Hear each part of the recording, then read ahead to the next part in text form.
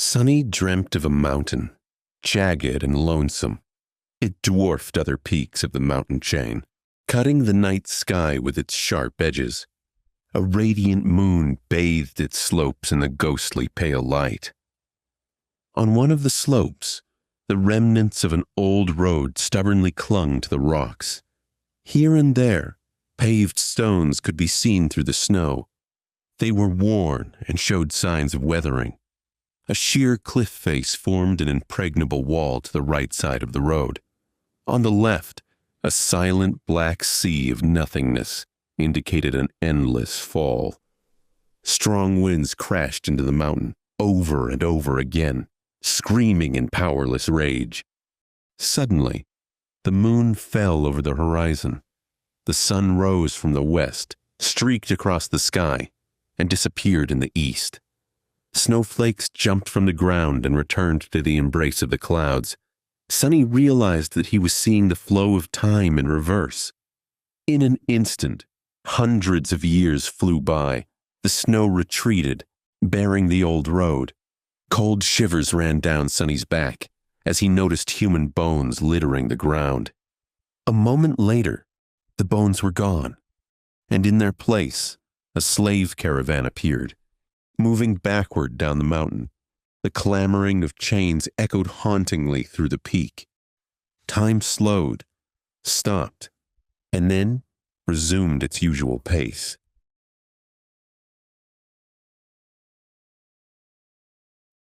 A loud voice boomed in Sunny's ears.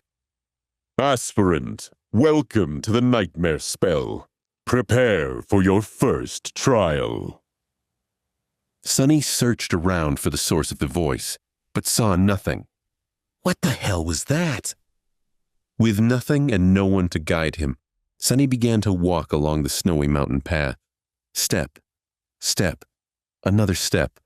A dull ache was radiating through Sunny's bleeding feet as he was shivering from the cold. His threadbare tunic was nearly useless against the biting wind. There was a sudden jolt of pain from his wrists. Sunny looked down to see that he was now wearing iron shackles. The frozen metal rubbed on his raw and broken skin, sending sharp pangs of pain with his every step. No, I can't be part of the caravan. This isn't what the dream realm is supposed to be like. Sunny looked up and down, noticing a long chain winding up the road, with dozens and dozens of hollow-eyed people, slaves, just like him, shackled to it at small intervals. A man with broad shoulders and a bloodied back walked with a measured gait ahead of him.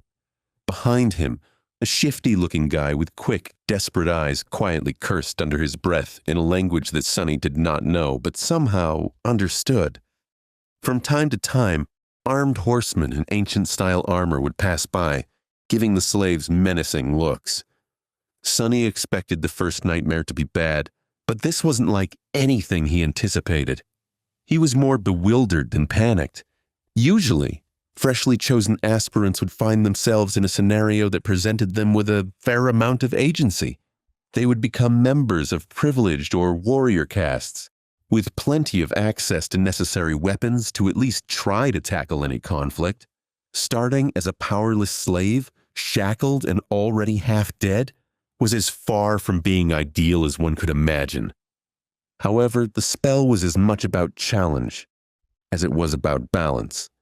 As the old policeman said, it created trials, not executions. So Sunny was pretty sure that to counter this abysmal start, it would reward him with something good, a powerful aspect at least. Let's see, how do I do this? Remembering popular webtoons he read as a child, Sunny concentrated and thought about words like status, myself, and information. Indeed, as soon as he focused, shimmering runes appeared in the air in front of him. Once again, although he did not know this ancient alphabet, the meaning behind it was somehow clear. His eyes flitted over his bleak profile, which read, Name, sunless. True name, none. Soul rank, dormant. Memories, none. Echoes, none.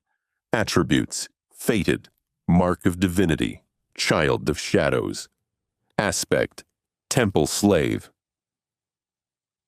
Sonny wasn't surprised to have the lowest possible soul rank. This was his first nightmare. He had hoped he might be gifted a memory or an echo. Memories were magical items that could be obtained from the dream realm and summoned by the dreamer.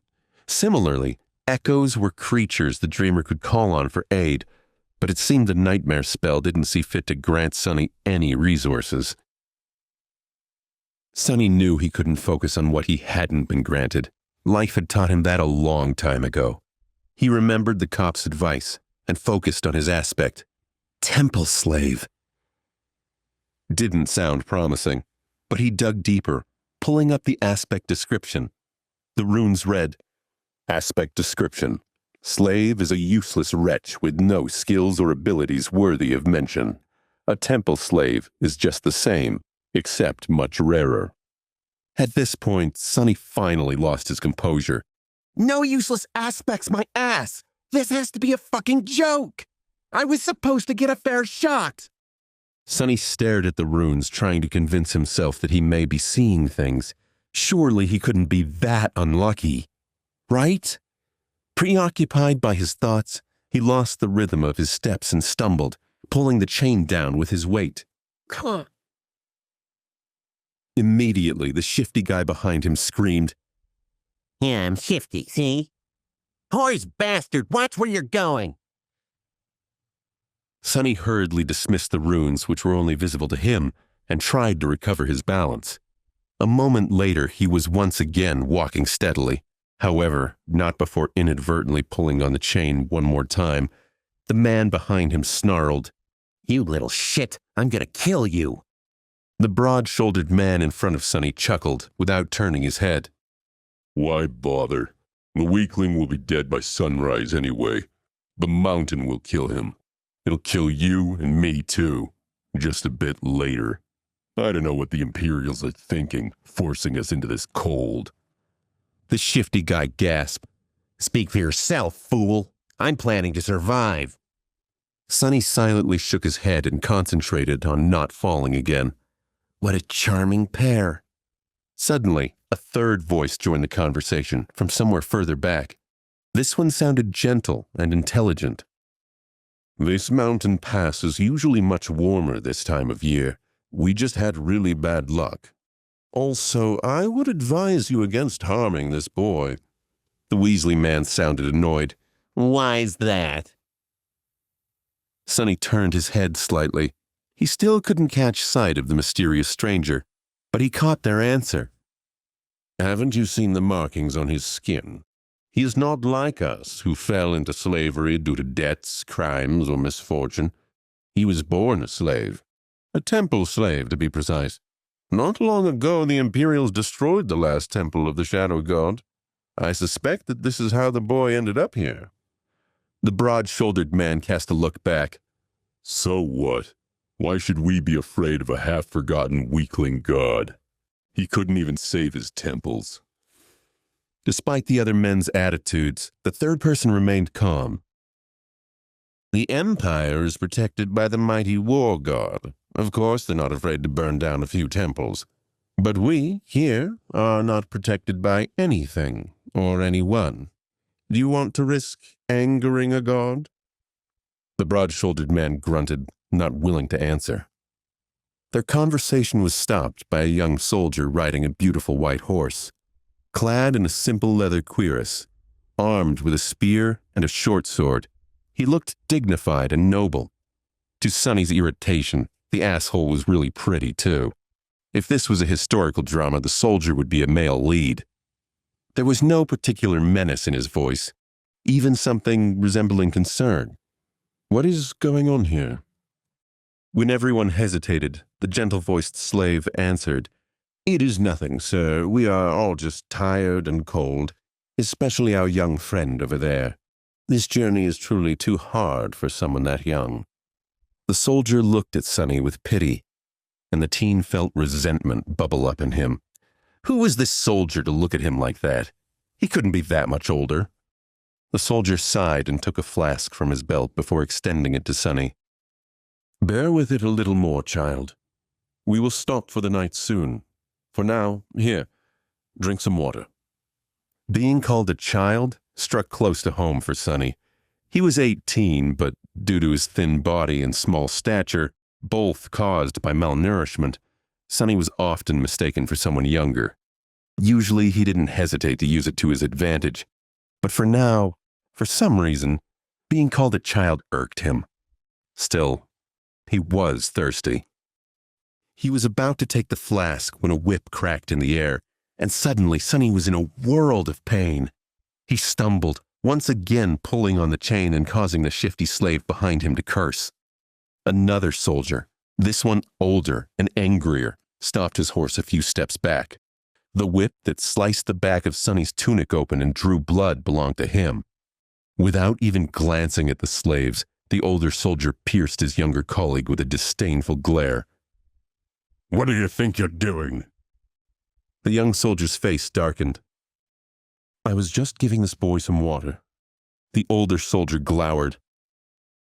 He'll receive water with the rest of them once we camp.